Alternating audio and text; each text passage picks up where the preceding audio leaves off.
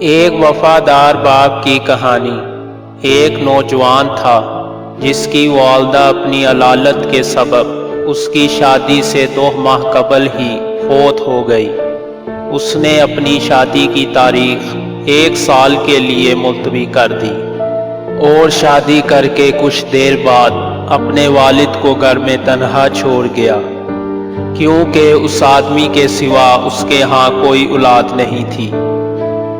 اس نے اپنی بیوی کے ساتھ اپنی نئی زندگی میں 5 سال سے زیادہ عرصہ گزارا اور ہر سال اپنے والد سے 1 بار ملنے آتا، اور کبھی بھی اس کی بیوی اس کے ساتھ نہ آئی۔ اس کی اہلیہ اسے غریب باپ سے ملنے نہیں دیتی تھی۔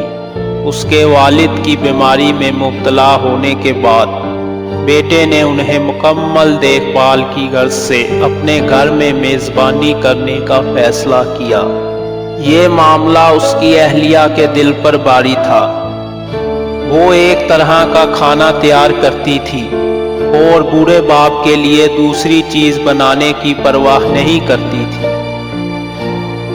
اس آدمی کی بیوی نے اس بوڑھے باپ کے ساتھ بہت ناگوار سلوک کیا۔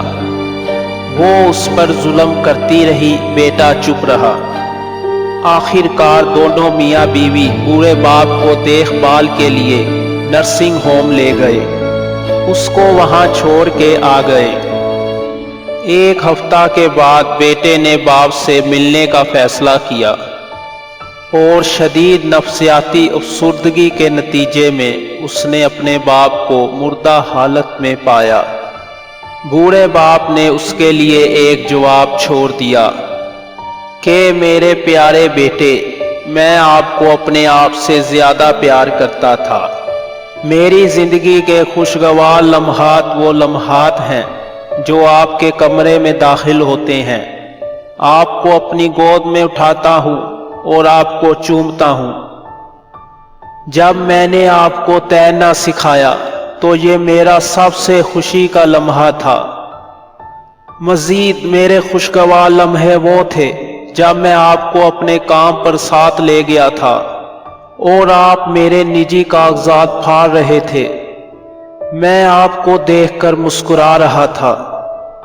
میری زندگی کا خوشگوار لمحہ وہ تھا جب میں نے اپنی پھٹی جوتوں کے ساتھ جگہ جگہ جا کر آپ کو اپنی مرضی کے مطابق تمام کپڑے خریدنے کے لیے اپنی جیب میں سے ہر چیز دی۔ اب میں آپ کی ملازمت نہیں کرتا، میں آپ کو لکھ رہا ہوں اور غم سے میرے آنسو گر رہے ہیں۔ مجھے توقع نہیں تھی کہ میرا انجام ایسا ہوگا۔ بیٹا پچھتاوے میں رو رہا تھا، لیکن اب اس کا باپ جا چکا تھا۔ سبق: خدا اور اس کے رسول کی اطاعت کے لیے اور دین کی تکمیل کے لیے ہم پر والدین کی خدمت لازم ہے۔